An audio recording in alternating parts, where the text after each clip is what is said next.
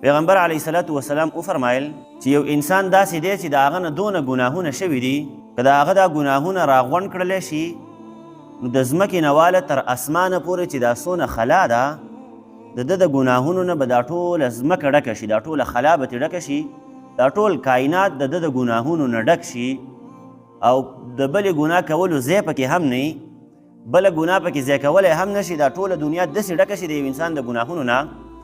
او دی الله جل شانه ته توبه وباسي. نو پیغمبر علیه الصلاة والسلام وفرمایل چې الله جل شانه د دغه انسان دا ټول ګناهونه معاف کوي.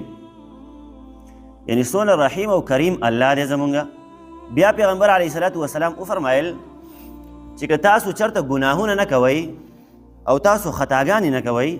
تاسو غلط کارونه نه کوئ، نو الله جل شانه به د دې ځمکې د مخ نه تاسو پناه کي،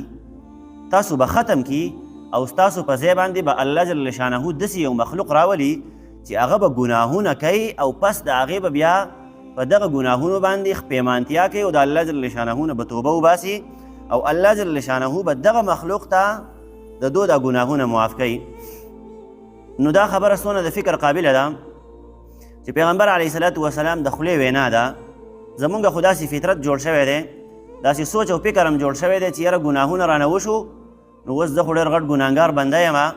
او زه د الله جل شانه په نظ باندې د ټول نه بیکاره انسان یم. حالانکې د الله جل شانه په نظ باندې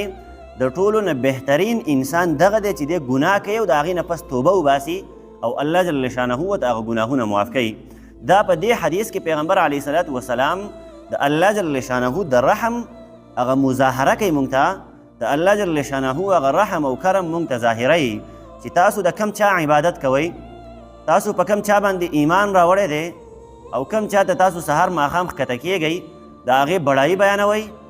د هغې ذکر کوئ او د هغې نه تاسو یریږئ، د هغې عبادت کوئ، د هغه دپاره مونځ کوئ، د هغه دپاره حج کوئ، د هغه د یرې نه تاسو د انسانانو سره خیر ښېګړه کوئ. هغه معبود او هغه مالک په دې خبره باندې خوشحالېږي چې یو انسان د ګناه کوي زه به یې ورته معاف کوم.